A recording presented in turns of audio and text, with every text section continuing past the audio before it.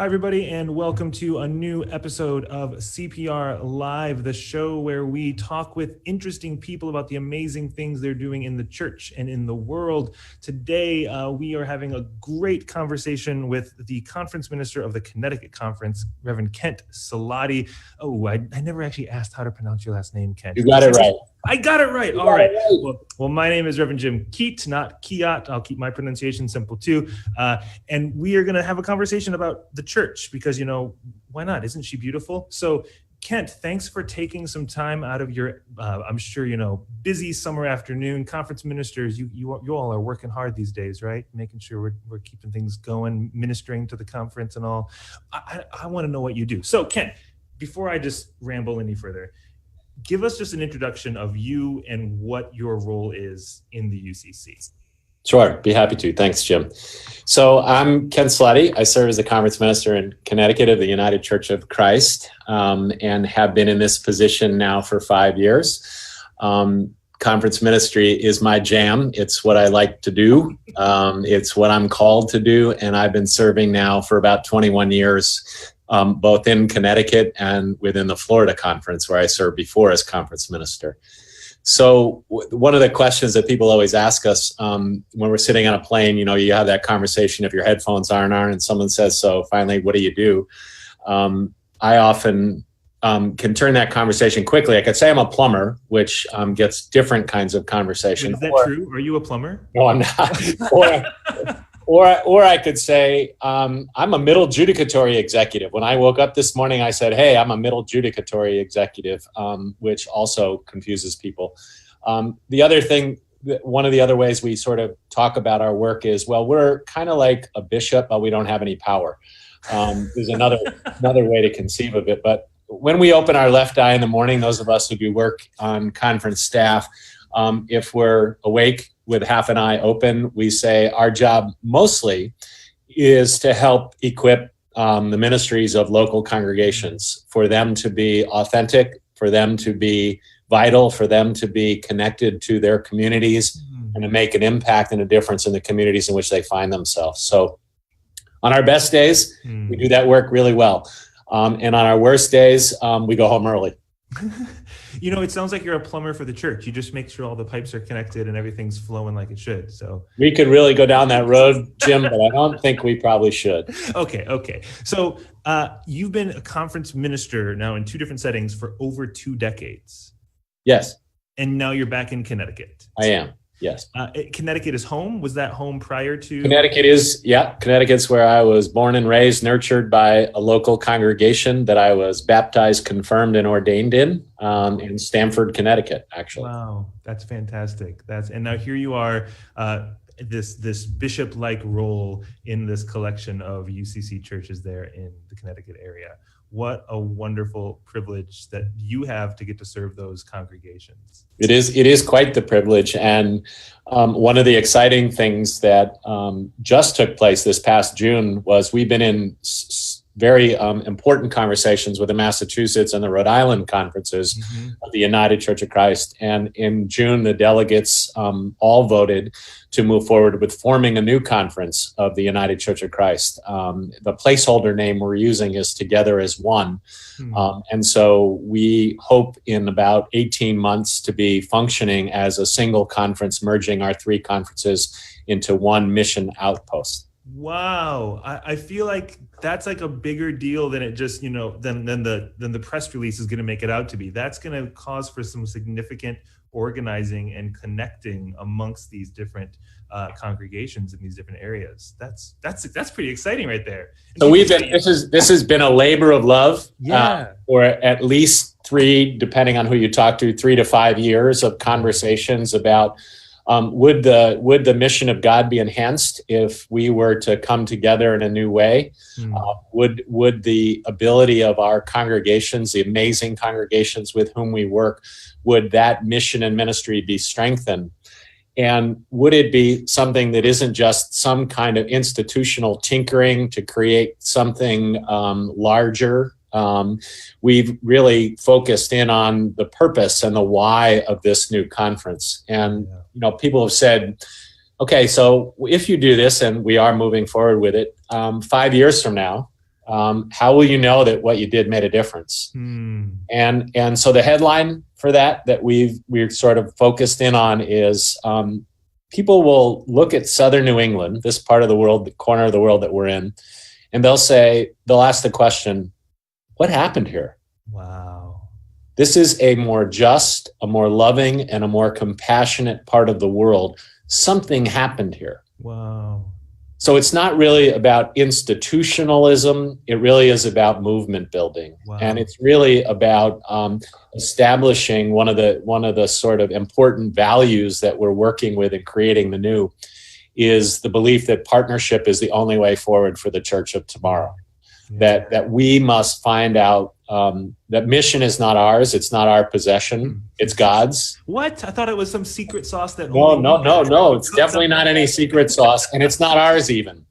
Mission is God's, and what we're trying to do is find ways to align with God's purposes in the world and get behind what God's up to, and that requires us from, in essence, moving out of the pews into the world.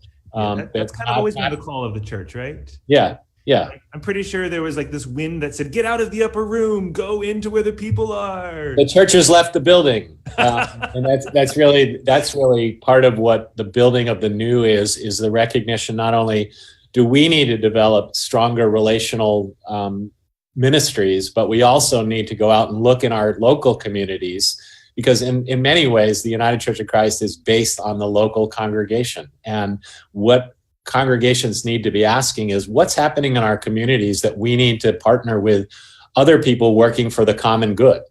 And what are the ways that we need to learn as local congregations, rather than the old model, which is, well, if you turn in our parking lot because our sign says 10 a.m. on a Sunday morning and you pull in and you act just like us, all will be well.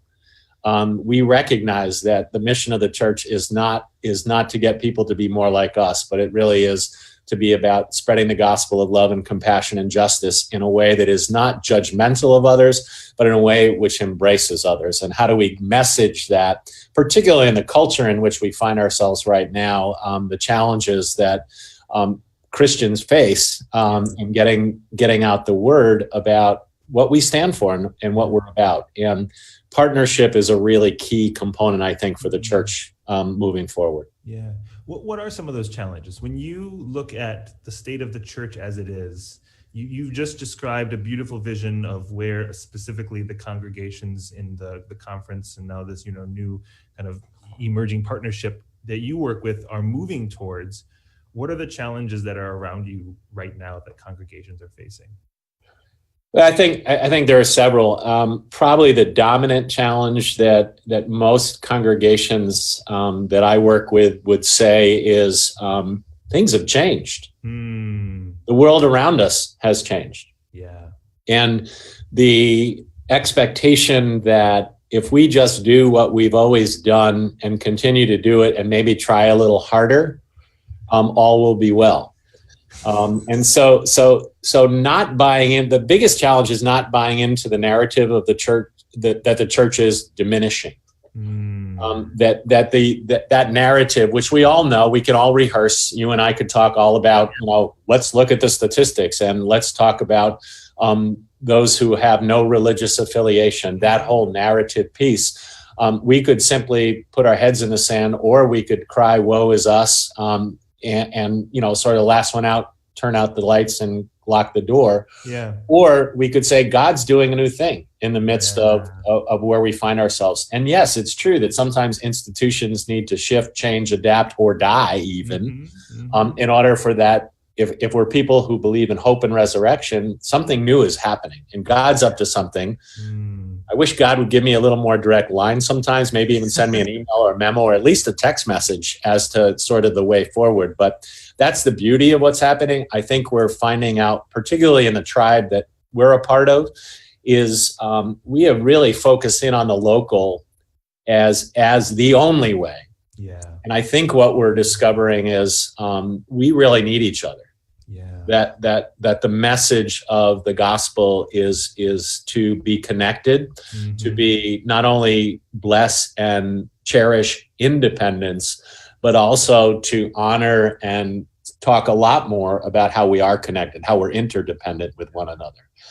So I think that, one of the challenges is moving from the comfort of what we've known into the unknown, into what, and taking risks, trying new things, experimenting, adapting, changing, all those words which we know intellectually and might even be able to say. But when the rubber hits the road, what do you mean we can't have our church fair or our holiday bazaar or, pick one from column A, right? What does that mean that people don't want to get involved in a committee that requires them to go on Tuesday night from 7 to 9:30 for what seems like a Groundhog Day agenda? What is it? Where is the life? Have we been to the same meetings? I think we I'm sure. So where's the life? Where is the vibrancy? Where's the vitality? I think those are some of the challenges that we face. And one of the things about institutions is that institutions, Madeline L'Engle said this a long time ago, that institutions by their very nature are sinful because they exist to perpetuate themselves. Wow. And there is a strong pull of institutions to keep things the same.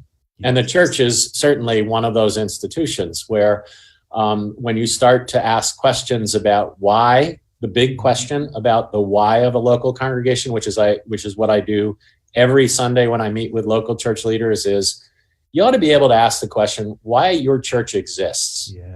Not why was it born, which is an important clue, but why does your church exist today? What's its purpose? What's your mission? What's your impact in this community going to be? That's a scary question, Kent. I mean, you're making that's like therapy for the soul for a congregation. That's why usually the leaders' meetings get smaller and smaller as I start talking and they start having other things to go to. That's not true. We have wonderful leaders in the community office, and they're great people engaged in these questions. So this birth of this new conference is partly a response. It's a response to sort of the changing face of the church as we know it. So it's really an amazing time to be in the church. And everything that I was trained for in my seminary training, those many years ago, no longer works. I was trained to be a good institutional leader, to keep the institution running smoothly, and I would be rewarded for that. And now we're just simply saying that no longer is the way forward. That we've got to discover some new ways together, and to find ways to be faithful in the times in which we live. And that's the beauty of where we find ourselves right now. That whatever God's up to in the creation of the new, how we're going to align with that. Recognizing, I've said two things to this new conference that we need to be about. And one of those is to recognize we're going to make mistakes. We're simply going to blow it. And thank God, because I have a sign over my door over here that says, make new mistakes. The church is mistake avoidant because they're worried if they don't have everything figured out, they won't take a leap into the unknown. But as my scientist friend has told me when he does experiments, what he values is when things go terribly, because that's where the learning takes place. So what churches which are often mistake avoidant don't do is to say, well, that really went terribly. What did we learn? And that's where the value of experimentation comes in, is asking that question, where will we learn? So we've said in the creation of the new, we're going to make bold, big, beautiful mistakes. And God bless us for doing that, because it means we're actually trying to do some new things. The second thing I've admonished, or at least encouraged people to think about, is this word that's really captured me lately, Jim, and that word is gentleness. And I've really begun to understand that the way we deal with each other and sort of the tone and the depth of relationship, that we don't spend a lot of time talking about being both gentle and forgiving and willing to take risks and mistakes with each other. We're pretty hard on each other, particularly within institutions and within the church. I've been to some fierce battles in congregations where you just wish that there could be like, okay, we're going to have a timeout now. Everybody's going to go to the other side of the room, and we're going to figure out how to do this together in ways that are more gentle, more loving with one another. So make new mistakes and be gentle. Yeah. That's I feel like I love that they're so simple and they almost exist as if you do them together, think about it. Because often when we make new mistakes, we aren't gentle. It's like, why did it go that way? Or you did this wrong. And that's not gentle. A gentleness would actually give us empathy and room to actually talk about what did we learn from this and what new things might we uncover along the way. Yes. So it's always great when you talk to church people and especially somebody in your role who you help connect and work with all these congregations, and your word to them is, all right, churches, make some new mistakes. That's right. Don't be afraid of making new mistakes. And one of the questions that always arises, and I'm doing something next week on using this platform of Facebook Live and asking churches, what are the new things that you're trying? Yeah. So one of the things that conferences and people in the role that I'm in, what we may not have the power and authority of a bishop, but we do have the power to bring people together, to gather people. Partnerships, like you said, that's building ways, bringing people together to share ideas, to share thoughts, to hold each other accountable for trying some new things. Yeah. They're really, what we've discovered in doing experiments in local churches is that most of the time, those experiments, nobody gets hurt in the experiment. I mean, it's not like the science lab. You're not mixing the bad chemicals or whatever. Yeah. But that it really is okay to try some new things, and it's not just tinkering. And really, what we've tried to encourage is, once you've established the why of your congregation, whatever that might be, then design those experiments related to that mission and purpose and those values that you hold near and dear, and then do experiments around those things. Try something and use the resources of your own congregation, where there are people who every single day in their work life are innovators, are experimenters. Seek those people out to help your church do that, because most of those folks aren't signing up for the Tuesday night at 7:30 committee meeting. Yeah. But they're ready to use those gifts in new ways to help the church think in a more proactive, a more adaptive, a more flexible way. Yeah. Any examples of these new things that you've seen popping up in different churches, whether it's in the conference that you are in or the conferences around you, or just in the church at large? I'd love to. So I'm really intrigued. I'm really intrigued by the notion of shared ministries and the ways in which one of the things that we have here in the Connecticut Conference is a lot of church buildings. Yeah. We've got one on every corner. We've got churches where you can throw a Frisbee from one window of that UCC church into the window of the other UCC church. You can't make that up. and part of that is the legacy and the history of the church in this part of the world. That we built churches, and partly our churches were built, again, this is historic, because it was too far to get on the horse to ride down to where the church was. So we'd organize one up further away. Wow. So we've got plenty of buildings. So UCC churches are like the original Starbucks. There's one on exactly. There's one like a block or away from each other. And so our question is, how are those buildings, are there new ways to use buildings? Yeah. Are our buildings being utilized fully by communities? Are there ways to share building space? All of that is some of the experimentation that's going on. We've got 4 churches that were wondering how to do youth ministry. And they looked at each other and said, well, the answer for some of our churches is to simply hire somebody to do that ministry, right? So let's find someone who's an expert in whatever that ministry is, and let's get them to be really good at it, and then we can let them do their thing. So we had 4 churches in the greater New Haven area that said, you know what, I think we should do youth ministry together.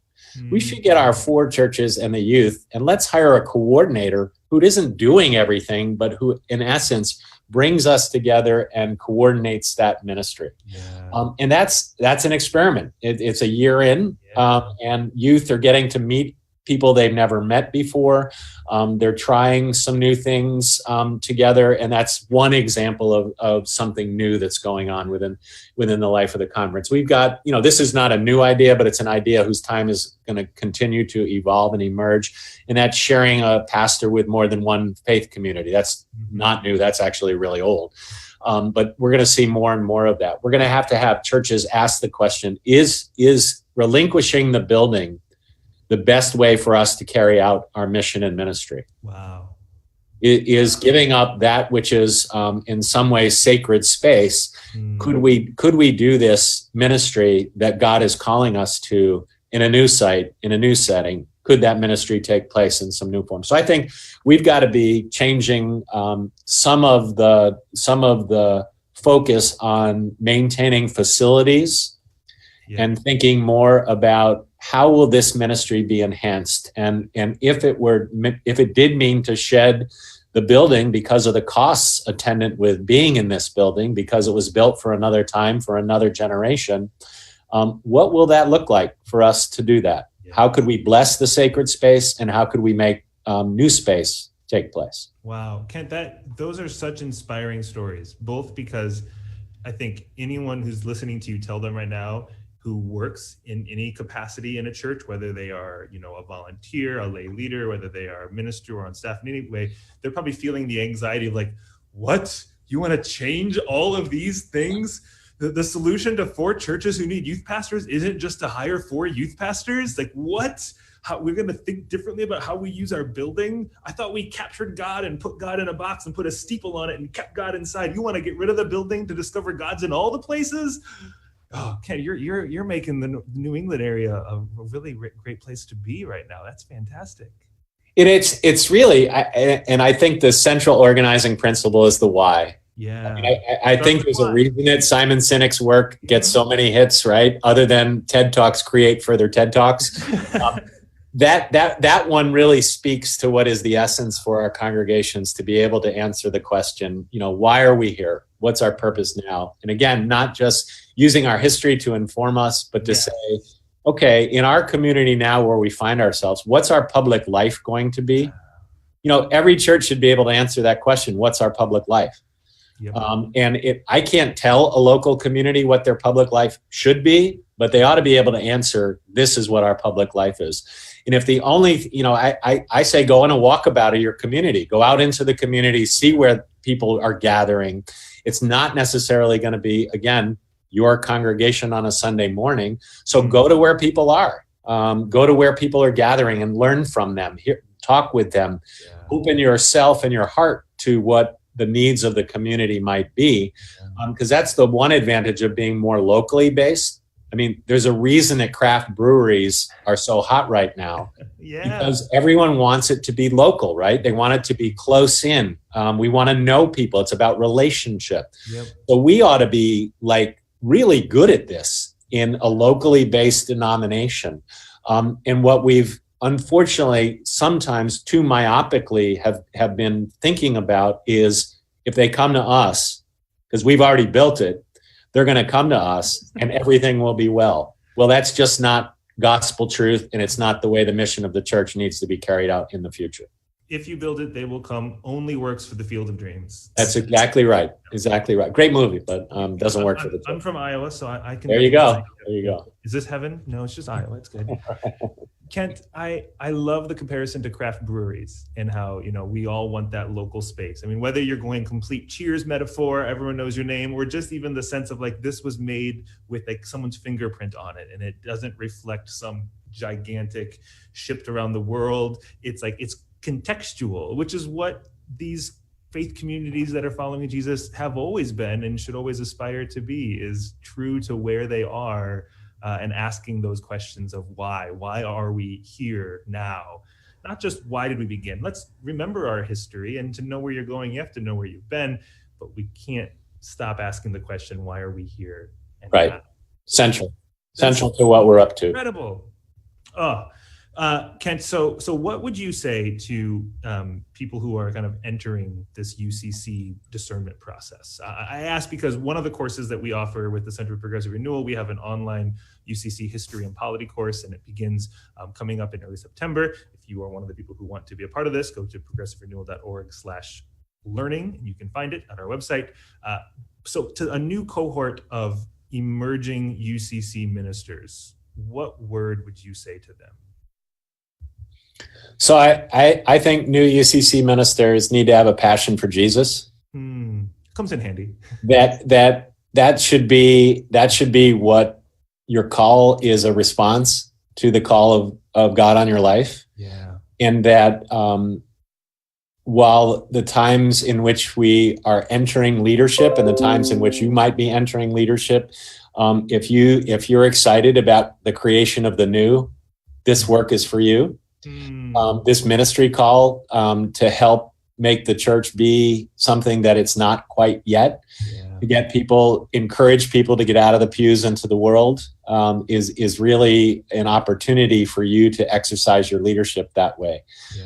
If you're entering into it with a heart for the gospel and a heart for God and a heart for God's people, it's a great wild ride to be part of really, some would say, an institution that's crumbling around our feet. And so let's blow the dust off and let's let the phoenix rise from the ashes and create the new. And we need people who have first that commitment to Jesus, and we can do amazing things. Not because we're so smart or we're so adept at figuring it all out, but that God uses people like me to carry out the mission and ministry of God together. I love that. I even love that image of, when we can look around us and at times it seems like things are crumbling and not what they used to be. Okay, here's a hammer. Let's start building something new. We need you. We need you to not just rebuild the past, but to build a new future. So the only way we're going to do that is with new leadership and continual guidance and wisdom and wonder from all of us. I love it. I love it. Kent, we have a few minutes remaining. So can we do the most serious thing of our conversation? I am so ready for serious. You have no idea. Here we go. Okay. We are going to play a game called Theomoji. Now, the point of this game is to take some emojis and to tell a Bible story. So I'm going to hold up a card that will have some emojis, and you have to summon all of your conference ministerial wisdom and decide what Bible story is it. You ready? I'm feeling the pressure, but I'm steeling myself up for this exercise. This is here it is. This is it. Moment. All of your everything I've said is hanging. All my credibility right now is hanging on this moment. Okay, Bible story number 1. Here it is. Can you see it? I can see it. Yes. What do you got? What do you think this one is? This is the feeding of the 5,000. No. Kent, come on. Are there disciples? How many are 2, 4, 6, 8? Kent, those aren't disciples, they're animals. And they're 2 by 2. Noah's Ark. There it is. All right. He needed a little bit of a phone friend. It's okay. It's a problem because the camera is all very fuzzy and I couldn't see it very well. So I can blame it on technology. Okay. Two more. Now I got it. The emoji thing. I got it. Now we're sticking with the Hebrew scriptures for another story here. Everybody, there was no rehearsal for this. I just wanted to, as you can tell. I just said, hey, we're going to play a game, and here's what it is. Are you up for this? And you said yes. Okay, round two. We'll give you the 1 point. Here's round 2, and boom. All right, this is nice and simple. We got, some sandals. This is the burning bush. There it is, the burning bush. I like that. One. Moses had these, stylish little sandals too, so it's good. Those are wonderful. Yes, and I like to make my theomojis biblically correct. So it says the bush was burning, but it was not consumed. It's not consumed. So that's why it is still, The bush is still there. Exactly right. I'm a theomoji biblical literalist. I see that. Now I'm getting in the groove. Now I'm hitting my stride. Okay. 1-1. Here, final round, Kent. Round. This is it. The future probably of the church. Is the hardest too, I'm sure. Shadrach, no. There is a flame involved, but not that story. Here it is, Kent. Okay. Start from the top. So you got to think the story is told from top to bottom. there's kind of three movements to the story. First, this thing happened, and then Yes. this thing happened, and then this thing happened. What's the story? Pentecost. Pentecost! There it is. Wind, flames of fire, baptism, all the people, including a British guard, I guess. So somehow he snuck in. All are welcome. All are welcome. All are welcome. Including those people that wear those funny hats. There we go. There we go. Kent, thank you so much for hanging out and chatting today. This was a delight. I really loved getting to hear from you. Thanks, Jim. Appreciate it. Can we do it again sometime? Let's do it again. Perfect. All right, Kent. We will do it again. People can find the work you're doing, I'm sure, just by going to the Connecticut Conference website. ctucc.org. There it is. And you can find all the Progressive Renewal content at progressiverenewal.org. We will be back. Kent, I'm going to bring you back for another round of Theomoji, and we got to keep talking about where the church is going because you are involved in some fantastic parts of it. Thank you so much, everybody watching. Keep up the great work. Make new mistakes. Was that what it was? Make new mistakes. Be gentle, make new mistakes. And be gentle. Be gentle. All right, everybody. We'll see you next time on another episode of CPR Live.